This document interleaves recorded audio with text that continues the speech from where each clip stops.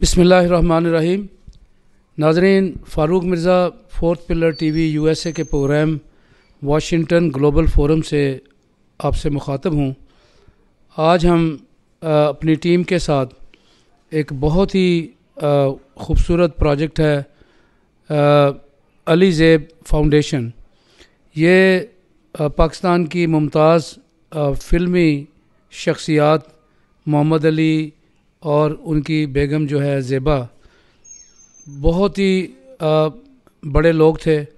उन्होंने एक थैलासीमिया और हेमोफीलिया सेंटर की बुनियाद रखी फैसलाबाद के अंदर, और आलमोस्ट 6000 के करीब इस वक्त पेशेंट हैं, बच्चे हैं, नौजवान, बूढ़े, ख़वातीन। वो इस सेंटर में आके फैज़याब होते हैं और इनका इलाज जो है फ्री किया जाता है। आज हम अली ज़ेब फाउंडेशन के सीईओ सैयद शाहिद अली ज़ैदी और उनकी जो कोऑर्डिनेटर हैं साइमा सिद्दीकी, उनसे पूछेंगे कि ये सेंटर जो है किस तरह चल रहा है और ये थैलासीमिया और हीमोफीलिया ये बीमारियां ये क्या हैं और किस तरह इसके मूज़ी और फ़ैटल असरात हैं इंसानी जान पे, और ये उसका इलाज किस तरह करते हैं और इस सेंटर को किस तरह चलाते हैं और इसके अखराजात और इसकी जो फ्री सर्विसेज अद्वियात जो है वो किस तरह पूरी करते हैं।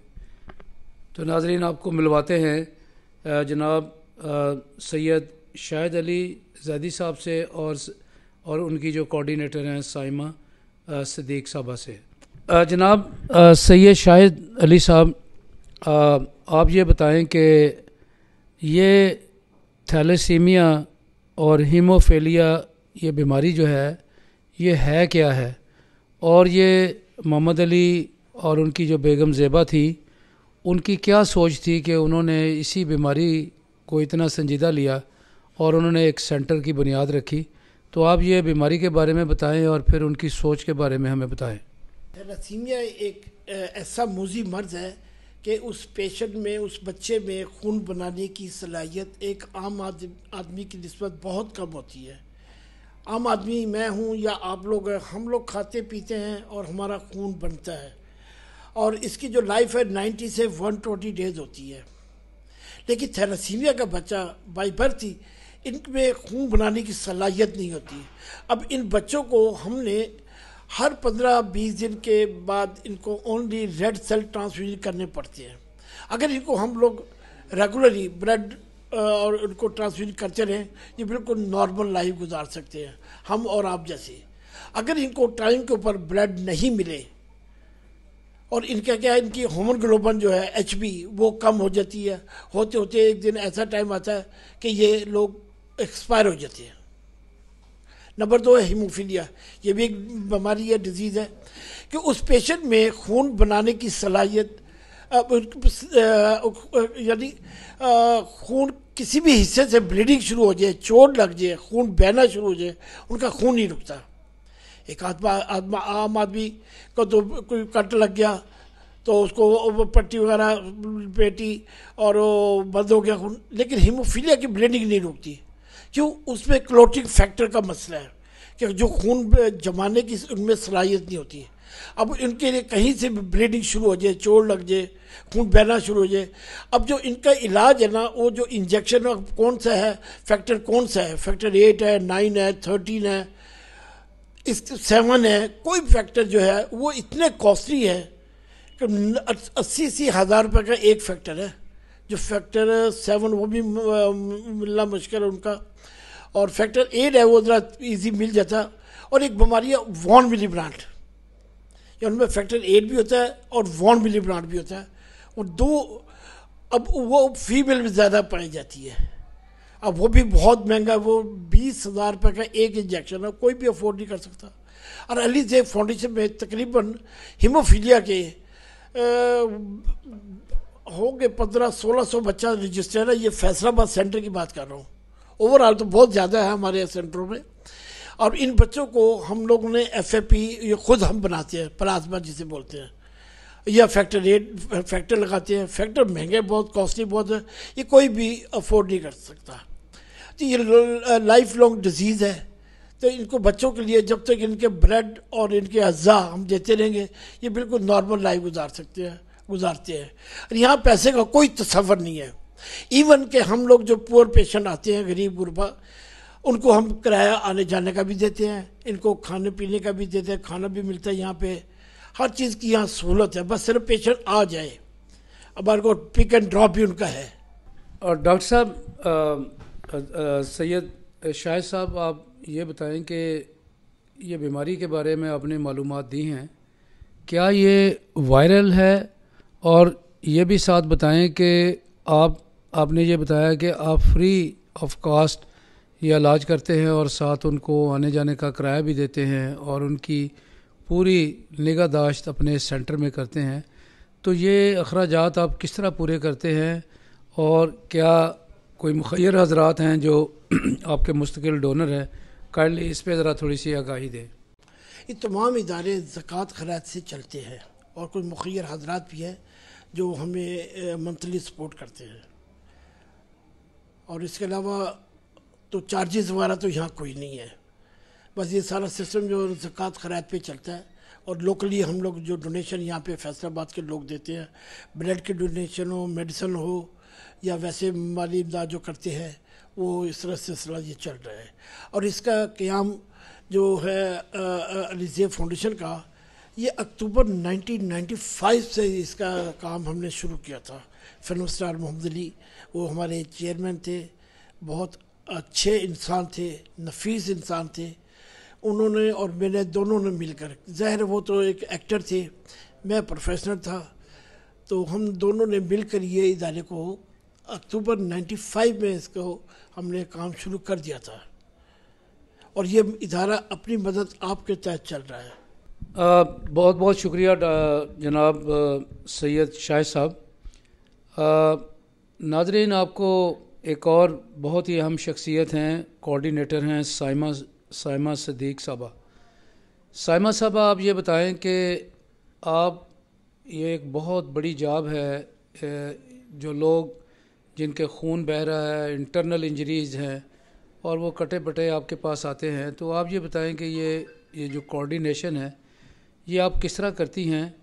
और आप ये भी हमें बताएं कि जो पेशेंट्स हैं उनका क्या एटीट्यूड होता है, रवैया कैसा होता है जब उनकी इतनी ज़्यादा टेक केयर हो और निगाहदाश्त हो। आप वो भी बताएं हमें कि वो पेशेंट किस तरह रिस्पॉन्ड करते हैं। जी, यहाँ पे हमारे पास अलीज़े फाउंडेशन में थैलेसीमिया और हीमोफीलिया के पेशेंट्स आते हैं, जैसा कि सैयद शाहिद अली ज़ैदी साहब ने आपको बताया। सर, थैलेसीमिया के जो पेशेंट्स हैं वो तकरीबन 6 मंथ की एज में डायग्नोस हो जाता है कि ये बच्चा थैलेसीमिया का पेशेंट है, और जब तक उसकी लाइफ है हर 15 से 20 दिन बाद हमने उनको ब्लड ट्रांसफ्यूजन करनी है। अब वो बच्चा जो 6 महीने का बच्चा ब्लड लगवा के अब वो 20-22 साल की उम्र तक पहुंच गया है, तो इसका मतलब है वो हमारा फैमिली मेम्बर एक बन गया है। बच्चा जब यहाँ पे आता है हर 15-20 दिन बाद आता है, तो वो हमारे साथ आके ऐसे मिलता है जैसे हम उसके बहन भाई, हम उनके पेरेंट्स हैं और वो हमारे बच्चे हैं। और दूसरा, हीमोफीलिया जो है वो एक ऐसी डिज़ीज़ है कि उसमें ब्लड लॉस होता है, जिस्म के किसी भी हिस्से से ब्लड निकलना शुरू हो जाए तो वो बंद नहीं होता। तो हमारे पास पेशेंट हीमोफीलिया का जो है वो बहुत ज़्यादा तकलीफ़ में आता है, क्योंकि बाज़ात इनके जॉइंट्स में ब्लीडिंग बहुत ज़्यादा शुरू हो जाती है और वो जॉइंट्स इतने स्वेल होते हैं कि वो चल फिर नहीं सकते, और बाज़ात उनके मुंह से इतनी ज़्यादा गम ब्लीडिंग इतनी ज़्यादा होती है, नोज़ ब्लीडिंग इतनी ज़्यादा होती है कि वो बहुत ज़्यादा तकलीफ़ की हालत में हमारे पास आते हैं। और जब यहाँ पे हम उनको ट्रीट करते हैं, हम उनको प्लाज्मा लगाते हैं या फैक्टर लगाते हैं और उनकी ब्लीडिंग स्टॉप हो जाती है, तो वो फिर ज़ाहिर है उनका एटीट्यूड यही होता है कि वो हमारे लिए बहुत ज़्यादा दुआएं करते हैं और हमारा उनके साथ कोऑर्डिनेशन इस तरह है कि जैसे वो हमारे फैमिली मेम्बर्स हैं। जनाब सैयद शाहिद साहब, आप ये बताएं कि ये जो थैलासीमिया ये बीमारी है और इसके साथ हीमोफीलिया जो बीमारी जो है, ये इसकी पॉपुलेशन कितनी है अंदाज़न पाकिस्तान में? और क्या ऐसा तो नहीं है कि कोई ऐसा ख़ास सूबा हो या कोई ख़ास इलाका हो जिसमें ये ज़्यादा ग्रो हों? और ये क्यों इतनी ज़्यादा तादाद में हमें ये मालूमात मिली हैं कि जो कज़न आपस में कज़न मैरिजेज़ हैं या करीबी रिश्तेदारों में शादियां इसका बायस बन रही हैं, तो इस पे ज़रा थोड़ा सा आप हमें हमारे नाज़रीन को बताएं। पाकिस्तान में इस वक्त जो लोग कैरियर 7 से 8% लोग कैरियर में है। अब कैरियर जब कैरियर दूसरा उसका मेल या फीमेल कैरियर दोनों होंगी तो ये बच्चा थैलेसीमिया मेजर का पैदा होगा। ये कज़न मैरिज में भी देखा गया है और वैसे भी देखना लोग जो है कैरियर में है। अब पता नहीं है, होते तो नॉर्मल ही है, लेकिन ये उस वक्त पता चलता है जब इनकी शादी होती है और बच्चा ये पैदा होता है।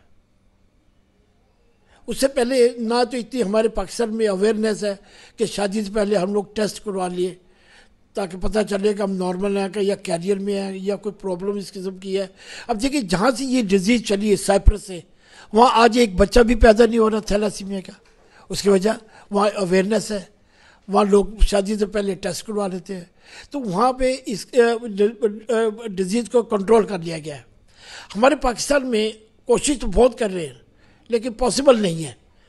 अब ये देखिए किसी ये नहीं हम कह सकते कि किसी शहर में या कराची में या पेशावर में या लाहौर में, ये हर जगह ही है। हर मेरे ख्याल दुनिया के हर कंट्री में ये बच्चे हैं थैलेसीमिया के।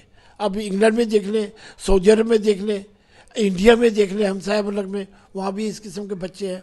क्योंकि ये 7 से 8% लोग कैरियर में है। अब पता उस वक्त चलेगा जब ये शादी में या टेस्ट करवाएं। साइमा साहब, आप इस जो हॉस्पिटल है इसकी आप कोऑर्डिनेटर हैं, आप ये बताएं कि अभी जो पॉपुलेशन आपके हॉस्पिटल में बढ़ती जा रही है, काफ़ी मरीज़ आ रहे हैं, तो आप कोई और भी मंसूबा बना रहे हैं कि इसकी एक्सपेंशन की जाए या इसकी कोई ब्रांच खोली जाए या फिर इंटरनेशनल लेवल पे कोई कैंपेन चलाई जाए, तो इस सिलसिले में आपका क्या प्लान है?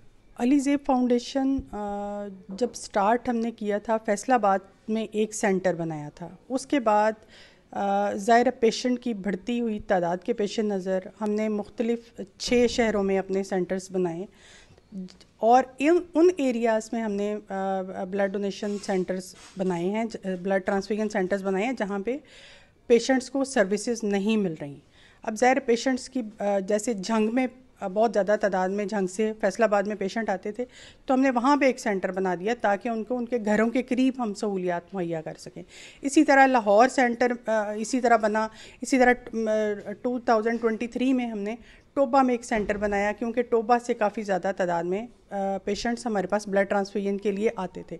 तो अब ज़ाहिर पेशेंट की बढ़ती हुई तादाद के पेश नज़र हम जो है ना मुख्तलिफ़ तहसीलों में हमें DCO की तरफ से ये अली ज़ेब फाउंडेशन को एक उन्होंने अहकामात जारी किए हैं कि आप हर तहसील में एक ब्लड ट्रांसफ्यूजन सेंटर खोलें ताकि जहाँ जहाँ पे थैलेसीमिया के बच्चे हैं वहाँ वहाँ उनको सहूलियात उनके शहरों में ही मुहैया की जाएँ।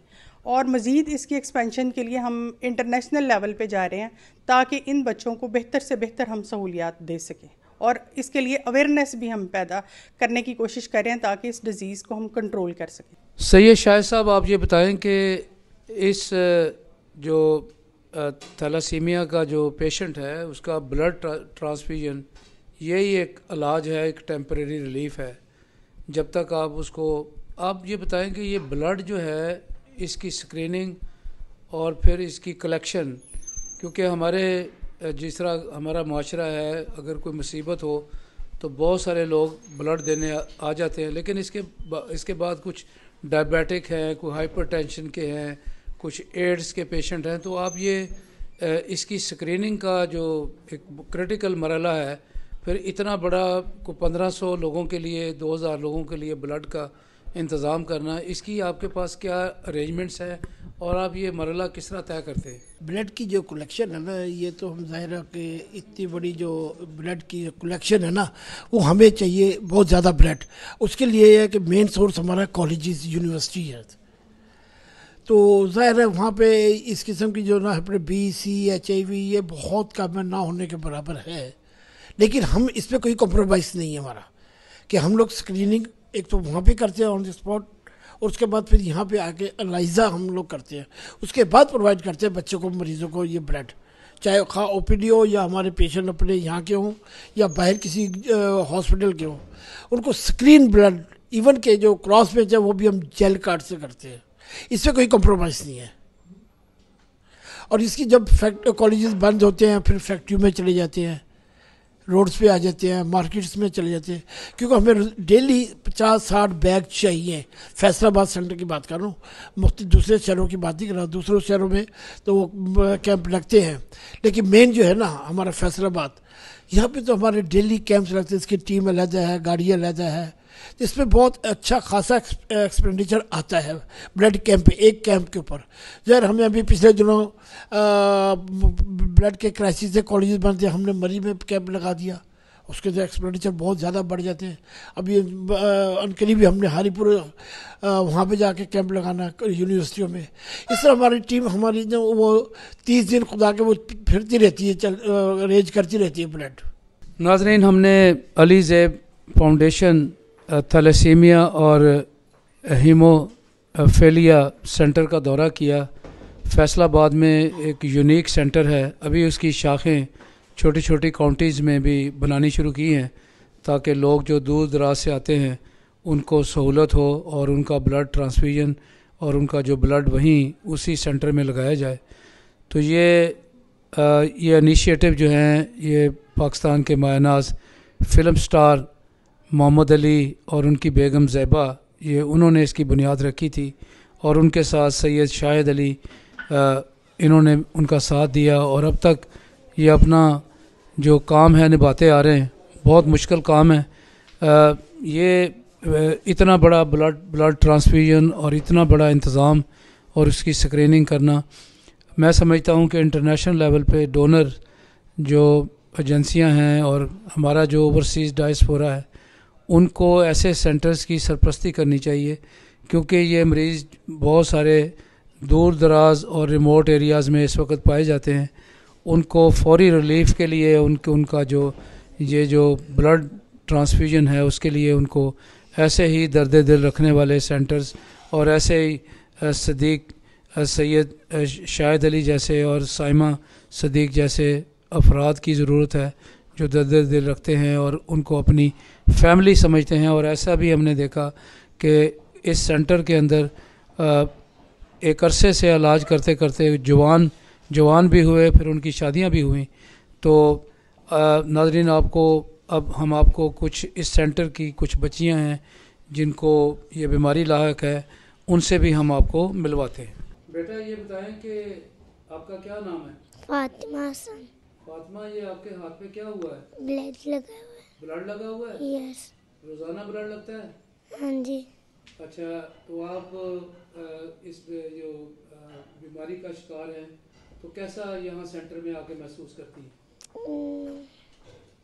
डर लगता है या खुश हैं? खुश हैं। हाँ जी बेटा जी, क्या नाम है आपका? हाशिम। कैसा लगा आपको सेंटर में आके? बहुत अच्छा। अभी आपको तकलीफ है? नहीं। अब ब्लीडिंग तो नहीं हो रही? नहीं। इससे पहले हो रही थी ब्लीडिंग? तो आपका कौन सा शहर है? समुद्री से हैं? वाह जी वाह। बेटा क्या नाम है आपका? अब्दुल। ऊंची बोलो ना। अभी आपको तकलीफ है? तकलीफ नहीं है, ब्लड लगा है आपको? Thank you. बेटा आपका क्या नाम है? हमारा। आप कहाँ से आई हैं? कौन से शहर से आई हैं? जड़ावाला से? वाह जी वाह, आप बड़ी मुतमिन लग रही हैं। अभी ये बताएं, आपको तकलीफ है इस वक्त? इस सेंटर में आके कैसा लगा? बहुत अच्छा लगा। तो ब्लड लगा हुआ है आपको? जी। माशाल्लाह, थैंक यू वेरी मच। नाज़रीन, हमने आपको कुछ बच्चों से मुलाकात करवाई जो थैलेसीमिया की बीमारी में लाहक हैं। तो जब ये यहाँ इस सेंटर में आए, ये अली ज़ैब फाउंडेशन में, तो इनका यहाँ इलाज हुआ। इनको हमने देखा कि ब्लड कुछ को आज लगा है, कुछ को सुबह कल का लगा हुआ है। तो ये बच्चे बड़े मुतमिन हैं और इनकी सेहत भी मुझे अच्छी नज़र आ रही है। अब हम आपको एक नौजवान से मिलाते हैं जो इस मूजी मर्ज़ में मुब्तला है। उनसे पूछते हैं कि वो किस तरह एक्सपीरियंस कर रहे हैं और इस तकलीफ़ में वो कैसा महसूस करते हैं, वो भी इस सेंटर में इलाज करवा रहे हैं। जी अस्सलाम वालेकुम जनाब, कैसे हैं? वालेकुम सलाम सर। ये बताएं कि आपका क्या नाम है भाई साहब? रहमान अहमद मेरा नाम सर। रहमान साहब, कब से आपको ये थैलासीमिया की बीमारी लाक है? सर ये मुझे 7 साल से है। 7 साल से है। जी तो आपको किस तरह पता चला कि आपको ये बीमारी है?